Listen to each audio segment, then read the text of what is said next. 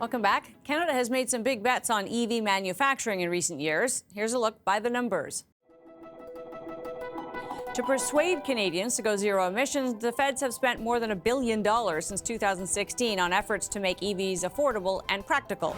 That includes $218 million over 5 years back in 2019 to deploy 33,500 EV chargers across the country. It was followed by another $400 million in 2022, which extended the program to 2027. But direct investments in the production of EVs in Canada have also received billions. That includes $5 billion pledged for Honda's first EV plant in Alliston, a plant that was put on hold this spring because of a slowdown in EV adoption. Volkswagen was the recipient of $13 billion of government support for its EV battery plant in St. Thomas, Ontario. The plant's supposed to be up and running by 2027. Sweden's Northvolt, which has declared bankruptcy, had a planned $7 billion EV battery plant in Quebec that included almost $7 billion in government incentives. Stellantis' Nexstar Energy plant was due to be online later this year, a $5 billion project that included $15 billion in tax breaks. It now faces legal action from the federal government over its plans to move that capacity south. GM's BrightDrop EV vans plant in Ingersoll was shuttered in the spring after Ottawa invested $518 million in the $2.3 billion plant. The announcements and the spending were supposed to be part of the future of Canadian auto manufacturing. So was that money well spent? Brian Kingston is the president and CEO of the Canadian Vehicle Manufacturers Association. Brian, thanks for being with us. Thanks for having me on. So some of that money was sort of promised and it won't be spent, especially tax incentives, but it was a real big push into the EV space, and we see increasingly that maybe the market's not ready for it. Was it a mistake, or does the government have to be there ready with incentives in order to even be in the game?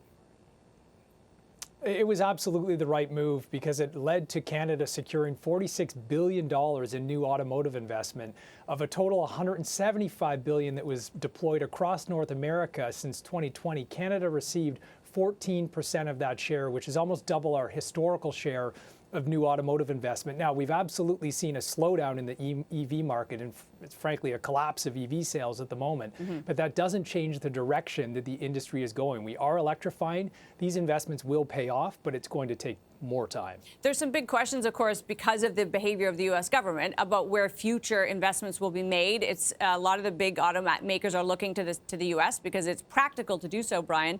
Do we still need to lure them here, or are we now kind of sending good money after bad if they're going to end up making a decision to be located in the U.S. anyway?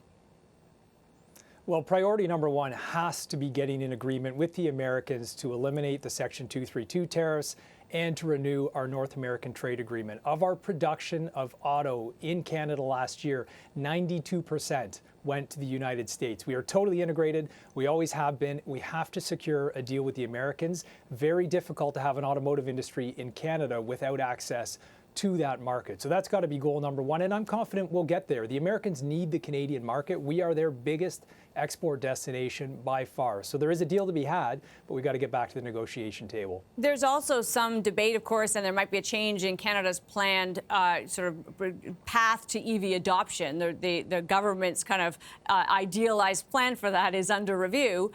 What are manufacturers to make of that when the rules have kind of changed? I don't think we've ever seen this before, Brian, where we were on a path to something and everybody's kind of reversing it.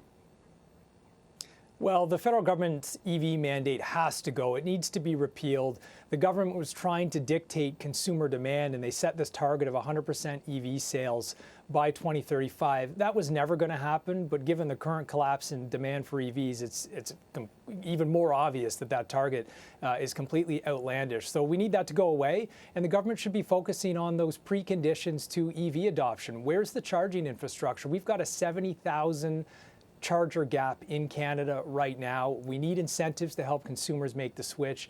The electricity grid is not ready for mass adoption. So there's a lot of work to be done to support this transition, but mandating sales, it's not going to work. So would it be your expectation that additional government investment will be in more traditional types of vehicle manufacturing? Well, in this current environment, we've got to protect the footprint, we've got to protect the industry, and manufacturers build what consumers want. So right now you're seeing more demand for hybrids and traditional gas-powered vehicles. They will adopt to that and they will build to that. And then as you start to see more of those supports for electrification come in, you will see more Canadians switching to EVs. So we've got to be technology agnostic about this. You can't pick the technology, turn it over to manufacturers to innovate and sell products that Canadians want. Brian, so good to have you with us for this. Appreciate your time. Thank you. Brian Kingston, President and CEO of the Canadian Vehicle Manufacturers Association.